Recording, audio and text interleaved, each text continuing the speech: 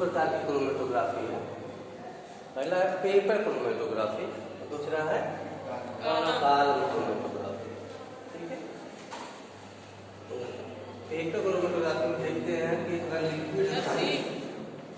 अगर कोई लिक्विड है और इसमें एक से अधिक कंपोनेंट मिले हुए हैं, इसमें हम ये ऐसे ही स्ट्रिप रखेंगे, पेपर की स्ट्रिप रखेंगे, तो हम लोग देखते क्या है, इसमें जितने कंपोनेंट मिले हैं, एक कंपोनेंट, दो कंपोनेंट, तीन कंपोनेंट, जितने भी कंपोनेंट मिले हैं, यदि स्ट्रिप को बाहर निकालेंगे ऐसे, तो उसमें उतनी लाइन होगी।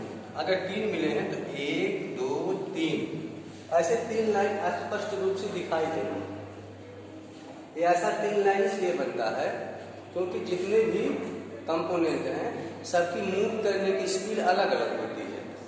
जैसे मान लीजिए 10 बच्चों को दौड़ाए तो सारे बच्चे एक ही स्पीड से नहीं दौड़ेंगे, किसी की स्पीड कम होगी, किसी की स्पीड अधिक होगी। तो ऐसे जो लिक्विड होते हैं ये भी अलग अलग स्पीड से मूव करते हैं। ठीक है, तो जो तेज मूव करेगा वो उसके पार्टिकल आगे आ जाएंगे। बाकी तो मोबिलिटी के हिसाब से हम लोग इसमें से अलग कर लेते हैं, कौन ज़्यादा मूव कर रहा है, कौन कम मूव कर रहा है, तो उसी हिसाब से हमको कलर को सेपरेट कर लेते हैं। ये बात थी किसकी, पेपर। अब कॉलम में देखो ऐसे एक कॉलम होता है, इस कॉलम में डिफरेंट रीजन होते हैं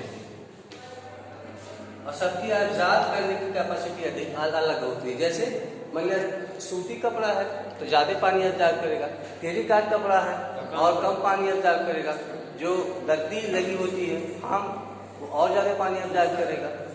ठीक है, जैसे आप लोग तो पेन से लिखते हैं, पहले हम लोग लिखते थे उससे नरकट वाली कलम से स्याही लगा लगा के, तो वो हवट जाता था, तो उसको सुखाने के लिए कपड़ा लगाते थे, उसी पे पेपर आता था, जैसे वो वाला पेपर होता है लिटमस पेपर, वैसे उस पेपर को लोग लगाते थे ताकि वो आसानी से सोख लेता था और लिखावट अच्छी लगती थी देखने में। तो यहाँ पे हम लोग देख रहे हैं कि क्रोमेटोग्राफी के द्वारा किसी भी सबस्टेंस को हम लोग सेपरेट कर सकते हैं। आजकल तो जो एंटी कैंसर ड्रग है, मतलब 50-50 किलोग्राम में से 2 ग्राम 3 ग्राम सबस्टेंस को सेपरेट किया जाता है, मतलब ये बहुत एडवांस टेक्निक है। हाँ, तो ड्रग फ्रॉम ब्लड जो है वो इसमें आएगा पेपर क्रोमेटोग्राफी में। ठीक है, हाँ,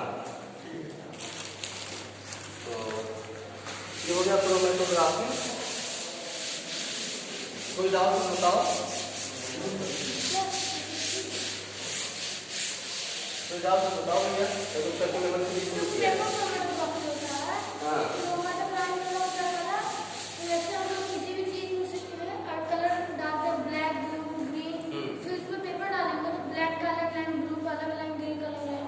उसमें पानी का, उसमें पानी डाल के सोल्यूशन बनाना पड़ेगा, थोड़ा सोल्यूशन पतला रहे, नहीं तो जितने पतला सोल्यूशन रहेगा उतने जो उसमें लाइन मिलेगी, ज़्यादा सोल्यूशन रहेगा तो एक ही लाइन मिलेगी, खाली ब्लैक ही दिखेगा। ठीक है सर आप कह रहे हैं कि सभी सब्जेक्ट इससे अलग हो जाएंगे। सर अगर दूध में पानी डाले, उसमें पानी और उसके लाइन बन जाएगा, दो लाइन। वैसे ही पेपर अलग अलग करने का तो टेक्निक अलग है। जैसे हम लोग जरूर लाइन आप लोग देख लोगे, तो जैसे मूव कर रहे हैं ऐसे इंस्ट्रूमेंट से हम लोग अलग कर लेते हैं। जैसे हाँ, जब पट्टी निकालोगे पेपर तो उसमें दिखाई पड़ेगा 2 लाइन। जैसे आपके यहाँ दूध पानी मिला हुआ है, उसी में डाल दीजिए कोई भी पेपर, ठीक है, और 10 मिनट बाद में उसको सुखाओ बाहर, उसमें आपको ऐसे लाइन दिखेगी।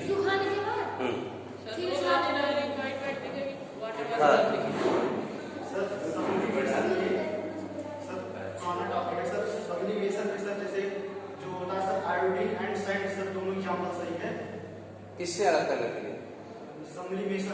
सब्लिमेशन में आयोडीन है। हाँ सही। तो देखो आयोडीन जो है ये I2 है, ये है सब्लिमेट। ये क्या है? सब्लिमेट है। और दूसरा क्या है? सैंड।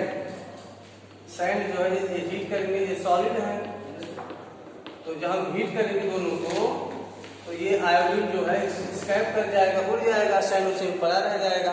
तो जो स्कैप कर जाता है उसके लिए हम लोग ऐसे एक व्यवस्था बनाए रहते हैं, ऐसे जो हम लोग के पास होता है, और ऐसे जो है टीप लगा होता है, ठीक है। तो इसको हम गर्म करते हैं तो यहाँ पे हम कॉटन लगा के बंद कर देते हैं इसका, तो जो आयोडीन है उड़ के ऊपर आएगा, वो यही सब चिपक जाएगा, तो इसको हम लोग कुछ के अलग कर लेंगे। तो आ जाए थर्ड चैप्टर पे। हम सेकंड में और कुछ पूछना है?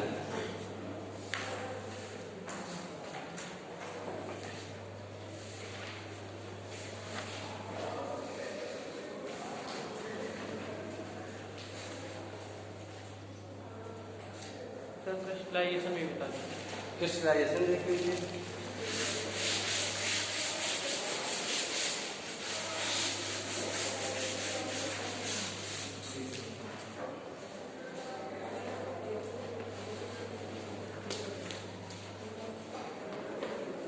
क्रिस्टलाइजेशन इसको हम लोग 7th में ही पढ़ लिए हैं। तो क्रिस्टलाइजेशन को इसमें लिखेंगे with the help of this technique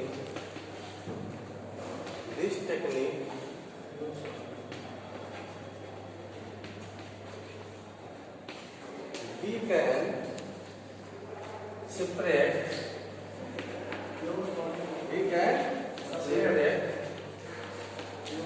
pure crystal from its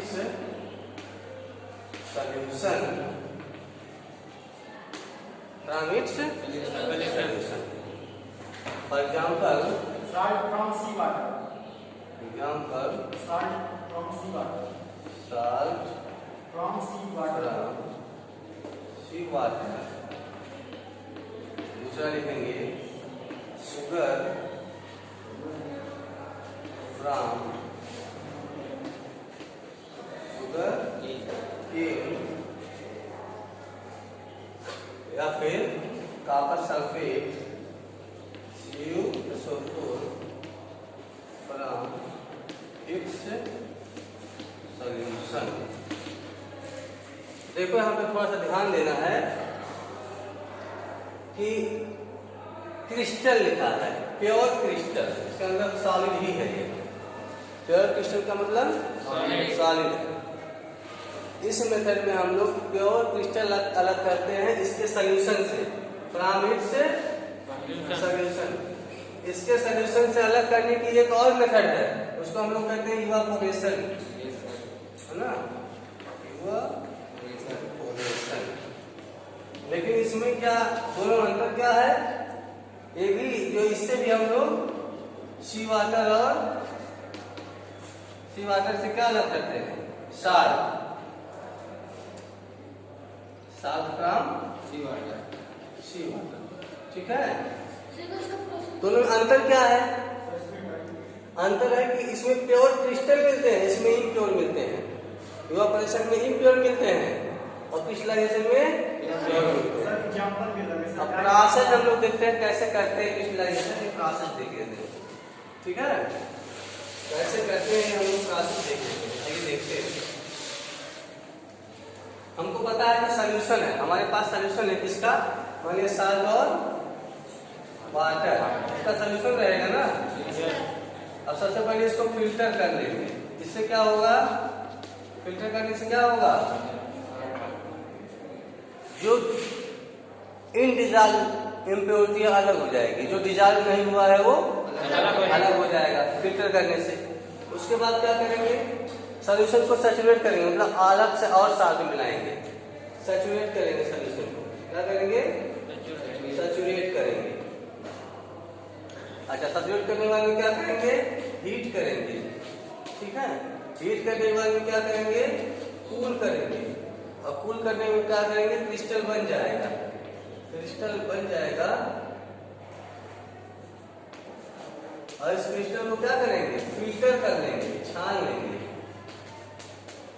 और लिक्विड बचा रह जाएगा। और क्रिस्टल को छानकर अलग कर लेंगे, फिर उसको वॉश करके ड्राई कर लेंगे।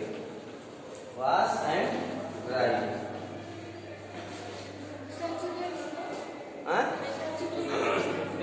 अब एक वर्ड यहाँ पे मिल गया, सैचुरेटेड सॉल्यूशन क्या होता है ना? एक वर्ड मिल गया, सैचुरेटेड सॉल्यूशन। यहीं पे देखिए सैचुरेटेड सॉल्यूशन। क्या होता है सैचुरेटेड सॉल्यूशन? यहाँ लिखेंगे ये solution in which no more solute can be dissolved The same amount of can be dissolved at same temperature at certain temperature at constant temperature at constant temperature। इसका मतलब है saturated solution का मतलब क्या होता है? ये solution in which no more solute can be dissolve at constant temperature. Temperature ना बढ़ाए और उसमें और अधिक सॉल्यूट ना घोल सके। ऐसी दशा में से मान लिया हमारे पास 100 ml वाटर है, थोड़ा सा चीनी डालेंगे घुल जाएगा, फिर थोड़ा सा डालेंगे, फिर थोड़ा सा डालेंगे, एक समय ऐसा आएगा कि उसमें और अधिक चीनी आप घोल नहीं सकते हैं। तो उस दशा को कहते हैं सैचुरेटेड सॉल्यूशन। सर जैसे एग्जांपल में लिख सकते हैं ना, when no more sugar can be dissolved in water। Example क्या है? तो लिखा गया वही तो है, जो आप बता रहे हैं वही तो है। A solution in which no more solute can be dissolve at constant temperature it's called saturated solution. Water है, सी वाटर है ये, तो पहले इसको फिल्टर करेंगे। हाँ, फिल्टर करेंगे तो मतलब क्या? तो उसमें जो गंदगी रहेगा अलग हो जाएगा, जो डिसॉल्व नहीं हुआ है। कोई केमिकल डालेंगे क्या? फिल्टर करके कुछ नहीं डालेंगे। से छानेंगे। हाँ। फिल्टर करके सैचुरेट में लिखा है। अब उसके बाद में इसमें आप सैचुरेट कैसे करेंगे? और साल्ट मिलाएंगे और सॉल्ट मिलाएंगे अपने पास से। हाँ, अच्छा, हीट उसके बाद गर्म कर लेंगे थोड़ी देर के लिए, हाँ, उसके बाद ठंडा करेंगे, क्रिस्टल बन जाएगा, तो क्रिस्टल बन जाएगा। अपने आप बन जाएगा। तो हम लोग क्या करेंगे? हाँ बिल्कुल कर सकते हैं। तो पहले साइंस का मतलब यही होता है कि कोई भी एक्सपेरिमेंट कोई भी कर सकता है, चाहे यहाँ के, चाहे अमेरिका में के, चाहे जापान में के, चाहे चाइना में करे, रिजल्ट तो वही आएगा। सर हम लोग इतने से पानी में हैं, अगर हम इतना चीनी मिला देते हैं, उसके बाद उसको हीट कर देंगे, हीट करने के बाद कूल कर देंगे फ्रिज में, तो फ्रिज में नहीं कूल करना है, वैसे रखते हैं। कम से कम इस समय जो ठंडा होने का 4 से 5 घंटा होना चाहिए, 5 से 6 घंटा। तो पानी एकदम सादा हो जाएगा। अब जब हम लोग कैसे बनाए थे क्रिस्टल, हम लोग अपने जब लैब में हम लोग एमएससी कर रहे थे, तो उस समय शाम को बैठ कर किए ये सारा काम करके गर्म करके ठंडा करने के लिए अपनी अलमारी, सबको अलमारी की मिल जाती है लैब में, अपनी अलमारी में रख दी ला कर। जब अगले दिन क्रिस्टल बना हुआ था, उसको फिल्टर कर लिए, ऊपर क्रिस्टल ला के उसको धुल लिए, धुल के धूप में सुखा के अलग कर लिए। फिर उसको आप जो है वजन भी कर सकते हो कितना। कूल करने के बाद क्रिस्टल बन जाएगा, फिर उसको फिल्टर कर लो। सर जब क्रिस्टल बनता है सर, वाटर के ऊपर उसका लेयर रहता है। वाटर तो रहेगा इसमें, लेयर वाटर में ही क्रिस्टल रहेगा, सर लेयर की बात कर रहा हूँ। डिसॉल्व नहीं होगा, उसी में ही रहेगा। सर ऊपर लेयर बन जाएगा ना, जैसे दूर में साड़ी बनता है। नहीं, लेयर नहीं बनेगा, अंदर क्रिस्टल बने रहेंगे। सर उसका पता है, उसका एक पॉइंट छूट गया सर, अनसैचुरेटेड सॉल्यूशन का। सर उसका ऐसे लिख सकते हैं, unsaturated solution is one which no solute will be dissolved at any temperature. जिसमें टेम्परेचर हम और जिसमें और डिसॉल्व कर सकते हो उसको अनसैचुरेटेड कहेंगे, और जिसमें डिसॉल्व नहीं कर पाएंगे उसको सैचुरेटेड कहेंगे। ठीक है, और कुछ? शुक्रिया, धन्यवाद।